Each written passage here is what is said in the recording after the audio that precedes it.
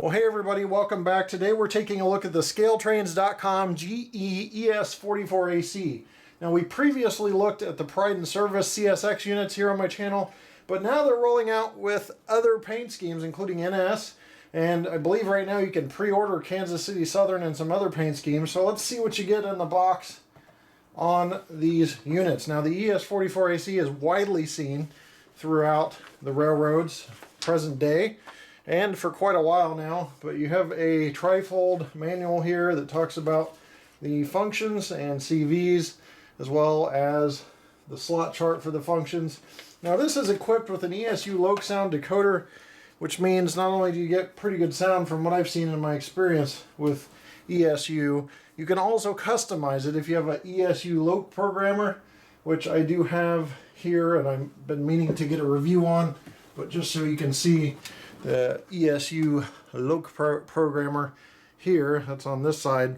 This will help you customize sounds, so you can basically record your own sounds even and put them on your locomotive. Now there are services out there where people will take some pretty good sounds from the real thing, but those folks at ESU also use the real locomotives, so what you're getting out of the box is pretty good as well. But I have seen some customized things like the CSX Pride and Service unit, the police one. People have been putting Bad Boys, the theme song from Cops on there, and things like that with ESU. They really can't do with other decoders, so that's pretty neat as well. Looks like a couple extra bearing caps in here. Those things tend to pop off, and ScaleTrains has provided a couple extras. Regular blister packaging we're used to seeing from several manufacturers. One thing I always warn about with ScaleTrains locomotives, not a bad thing at all, it actually prevents damage, but these little truck immobilizers, you want to make sure you take them off. They blend in well with the trucks, and sometimes you can look right past them. You go to sit your locomotive down and it will go on its side very quickly if it's not perfectly balanced when you put it down, which could cause some damage. And these locomotives from ScaleTrains are very finely detailed, which means it's easy to do so if you do something careless like that, and I've been known to do that a few times myself. So now it's out of the box, let's take a closer look at the locomotive next.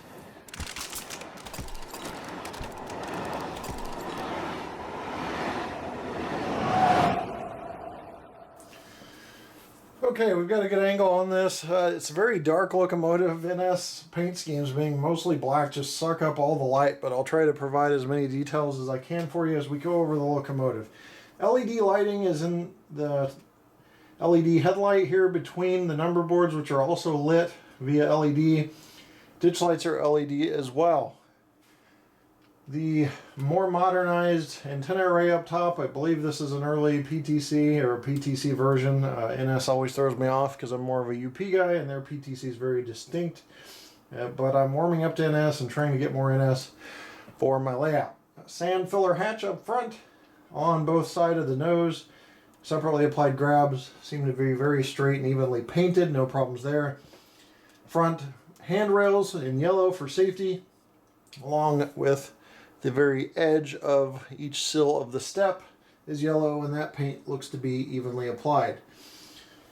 On the nose, you also have a couple of cut levers with yellow ends here, an MU cable connecting up above the ScaleTrains metal coupler, which is ScaleTrains' own brand of coupler, silver tipped ends on the accessory hoses, and brake line hose on the front.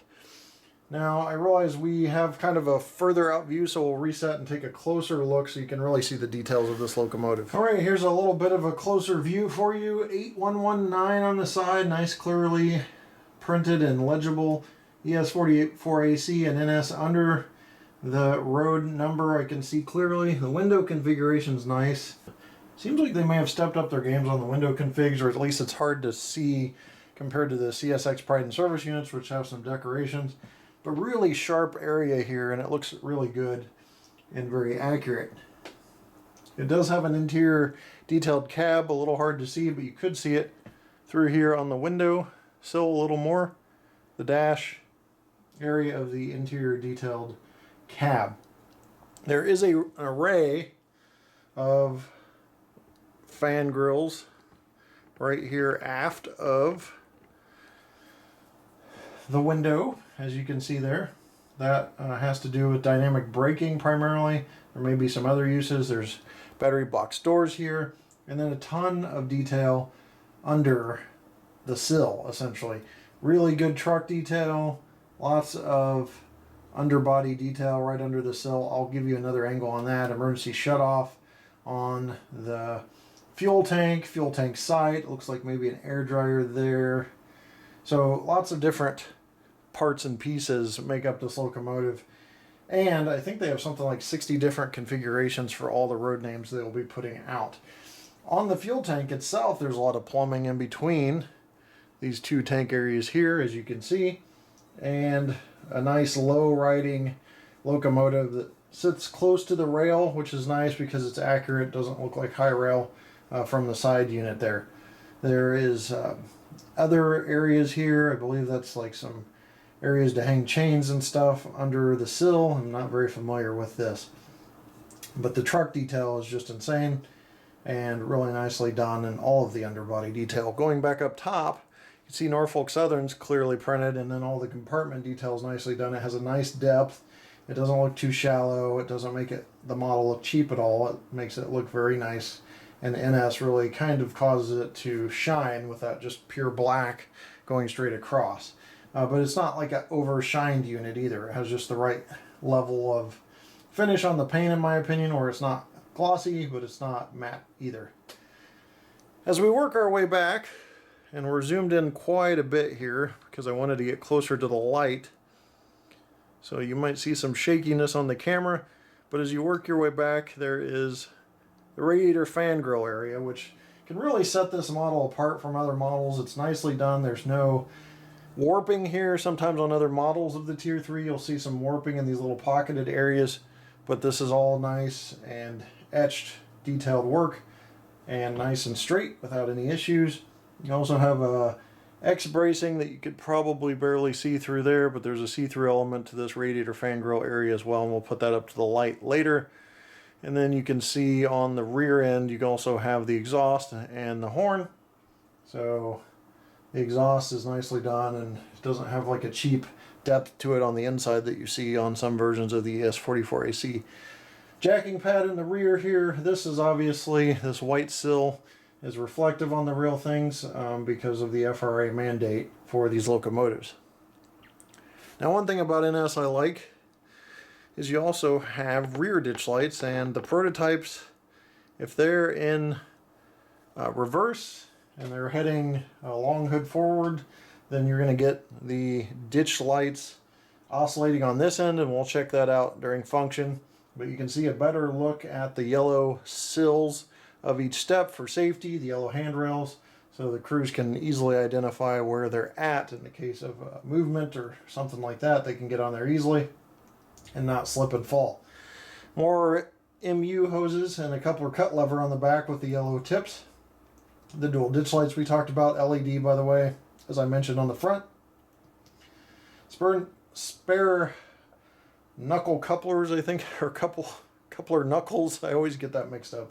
Should be coupler knuckles if I'm thinking correctly, but those are on each side of the accessory hoses and this brake hose here. So as you see there, so if you have a broken coupler, that can easily be remedied. And you've got the rear ditch lights, LED right under them, sand filler hatch opening, and more separately applied grab irons. So the other side, more of the same, but a little different. You'll see the brake wheel there on that end, right on the back under the radiators. And this is a really good angle to see how sharp and great looking those radiators are done. So there's the handbrake and also more X bracing behind. You could probably see, and then this is a good angle for compartment detail. It also shows how straight the handrails are. These handrails came out excellent. This is just a picture perfect model so far in terms of appearance. More minor fuel tank detail, not as much as the other side, but still accurately done. That's what you're going to get from scale trains on that. And then you see the trifecta, don't get to use that word much, of dynamic brake fan grill areas here. so all that heat can come out and disperse easily, I believe, or maybe it's intake. I always get that backwards. All right, well, you can also see the 3 compartments there. It's adorned with safety labels. The 3 little hatch areas here, I believe, access those areas. But just a lot of detail, so a lot of which we couldn't even go over. You know, on this side, you do see the mirror, and then I believe this would just be like it's either another mirror or some sort of wind deflector. I always get that mixed up as well. So on the other side, it looks like the wind deflector might be in a little bit, and I can pop that out, but I don't want to mess with it too much here on camera. All right, well, that's a 360-degree view of the locomotive. Let's take a look at operation. All right, we got track power applied. Now I'm going to use the Scale Trains manual as a cheat sheet. However, with ESU, I do recall that you hit F8 and it starts it up.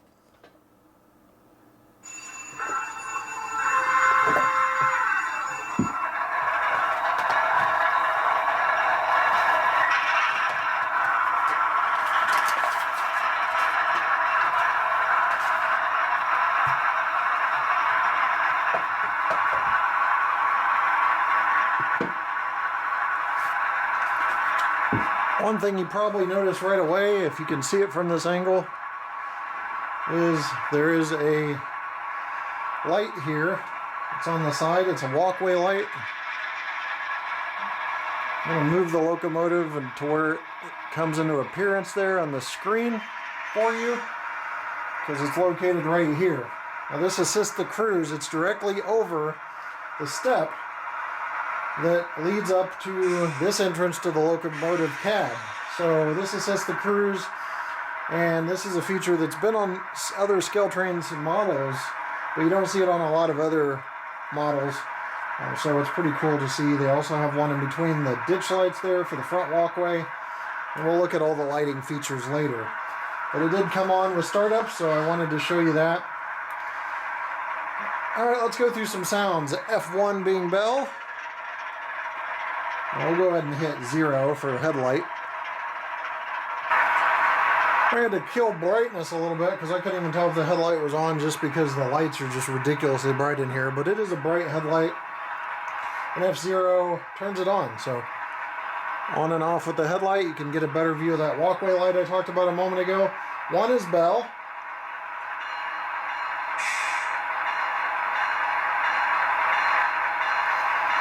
Now they packed the functions out with 31 different functions listed, which is more than most I've seen, but some of them don't have assignments, so we'll go through just a few that do. 2.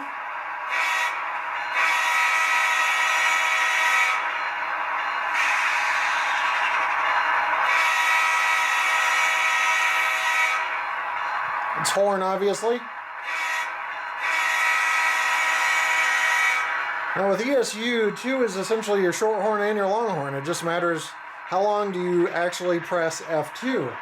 And you have a bell that rings with 2, so that you don't have to really hit the bell. It does it automatically, kind of like the real thing does. F3's coupler. By the way, sound is really good, not tinny at all, and realistic. 4 is dynamic brake when moving. So we're going to move.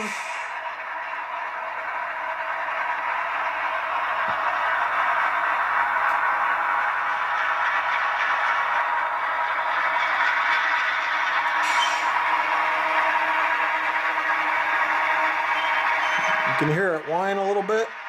And there's the brake squeal.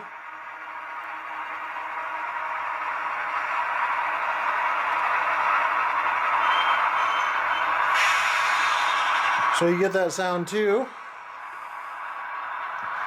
F5 is DPU lights. Now that is a function I'm going to have to show you in the lighting section. F6 is ditch lights.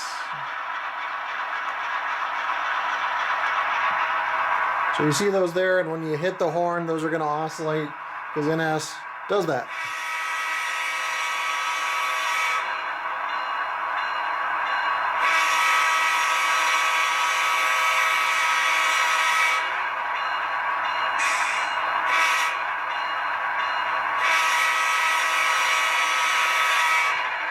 Tell you what, that horn sounds really, really good. So there is the ditch lights.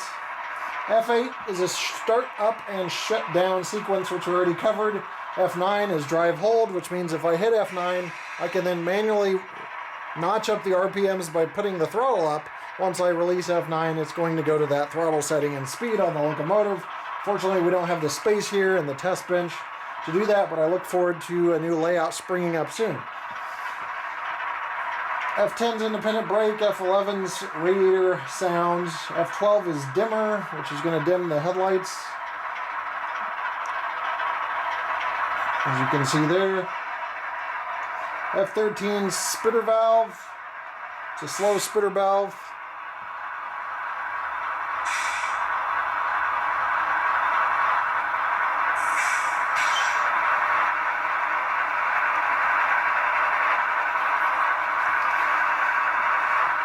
So you have F17 for brake set and released, F18's sander valve, F19 is short air let off, F20 is compressor, F21 handbrake, F22 cab door, see that one. Just a very subtle sound, but it's a F22 cab door. F23 is engine compartment doors. Oops, sorry. Got the function off there.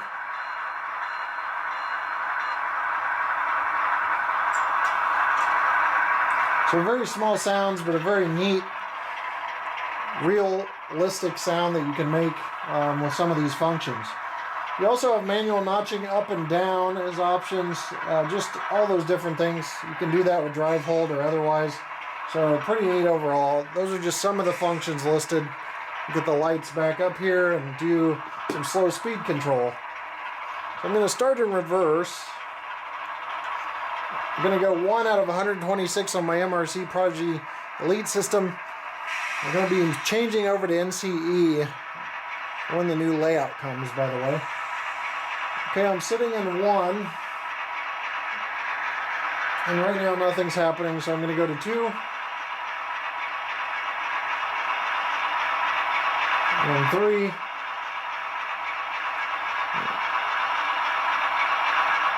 And it looks like it really smooths out at about 5 in reverse, or 6 out of 128. Speed steps, you can also make those adjustments with CV start voltage and stop. You can also do some other CV magic to get things smoothed out even more. Okay. And forward. 1 does inch forward slightly. 2, 3, 4, and 5. Now here's the thing with scale trains locomotives though. I believe they really set the bar high for these, because 5 speed steps on a scale trains locomotive, as you're probably going to see here in a second, is still ridiculously slow. So those 1 and 2 speed steps are still very, very slow, and it would be extremely hard to get smooth out of the box operation at those 1 and 2 speed steps. See, speed step 5 is 1.4 scale miles an hour. So that tells you, there's a 4 there, not a 9. But that just tells you how slow the speed control is. So really, 5 speed steps on a scale trains locomotive is more like 1 or 2 on some others. So we want to really dial that decoder in to where, in that motor control, where you have slow speed control, but you're probably going to need to do some break-ins, maybe some back EMF adjustments, maybe some other CV adjustments to really get it that smooth at like 1 speed step when it's probably like 0.2 miles an hour. With 5 speed steps is 1.4. So hopefully that makes sense to you guys. Essentially, scale trains 5 speed steps is still really slow. So if it's smoothing out at 5, that's still very, very slow speed control. All right, here's a quick top-down view of the pull test as we give this thing a good tug here.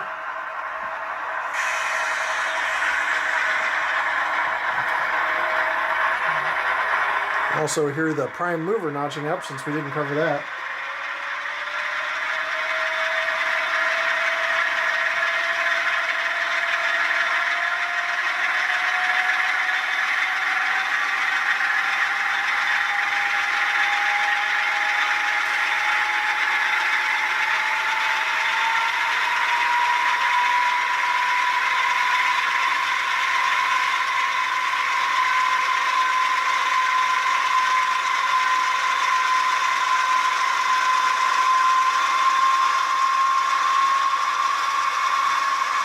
It would be done, but it keeps going up. It's capped at about 5.9, which is approximately 90 cars that this locomotive could pull by itself. Plenty for realistic model railroad operations. One locomotive is pulling upwards of 90 cars at a 5.9 ounce pull rate.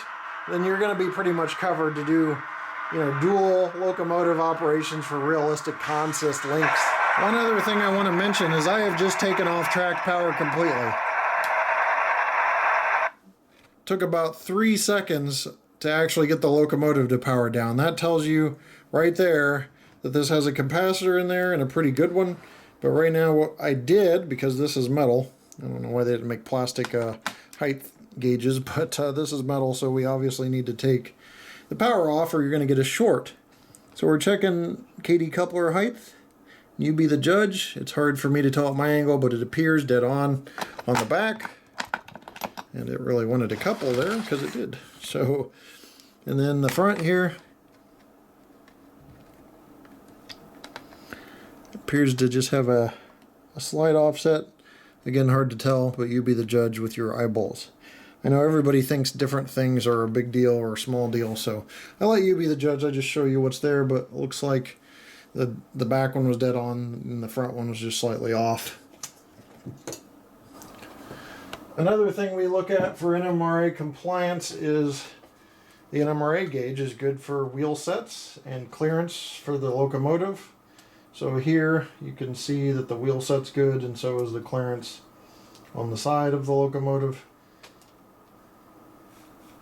Checking all three. And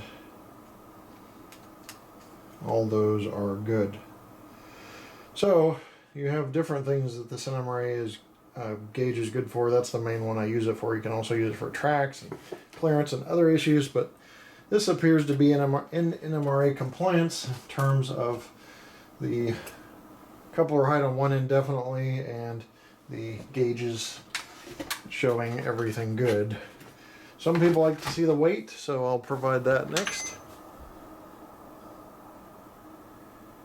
Alright, we're in grams right now.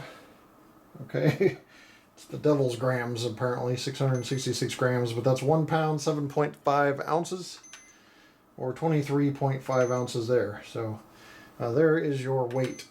So definitely a beastie locomotive when you're talking approaching 1.5 pounds of weight just by itself. Alright, they always say go towards the light, and that is what we're doing here, so that you can see the see-through detail of the locomotive radiator fan grill area. So there you have it. That is the see-through detail.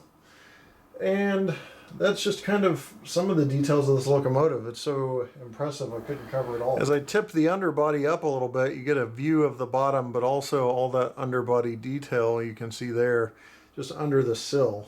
I mean, it's just arranged with such detail. I mean, there's plumbing, piping, stuff I don't know really the terminology for. You can even ask most railroad engineers, and they don't know what a lot of the parts and pieces do, but you can just see it all there. And the brake chain here is pretty cool as well. It facilitates easy removal of the shell if you want to do any maintenance, because it's not connected. As the locomotive turns, that truck is free to turn, which can also keep from binding up the truck on curves to keep your locomotive from derailing. Last but not least, we're turning down the lights.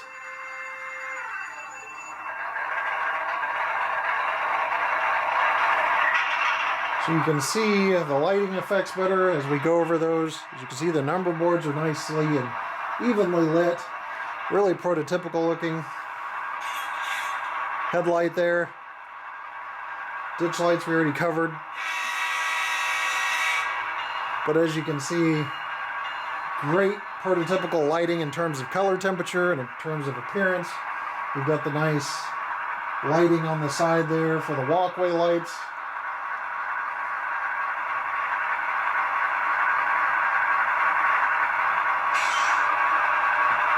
You also have auxiliary lights, which is under F6, which I may not have mentioned. Right here under the truck. Not the best idea on NS to turn the lights up, but you can definitely see that ground lighting. And that's so the crews can see the locomotive, see if the locomotive's moving, because at night sometimes it's hard to see. So it helps them spot if there's movement in the locomotives, what's going down on the ground there. Now, we can demonstrate the capacitor by switching this thing around, because I do want to show you the rear ditch lights and the DPU lights.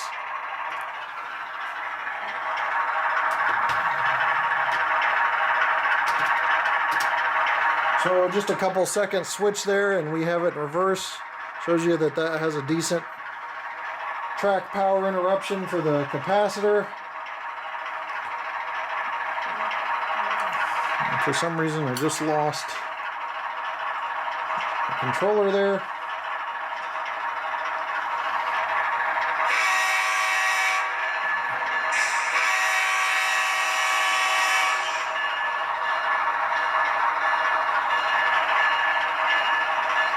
Alright, so you saw the ditch lights flash.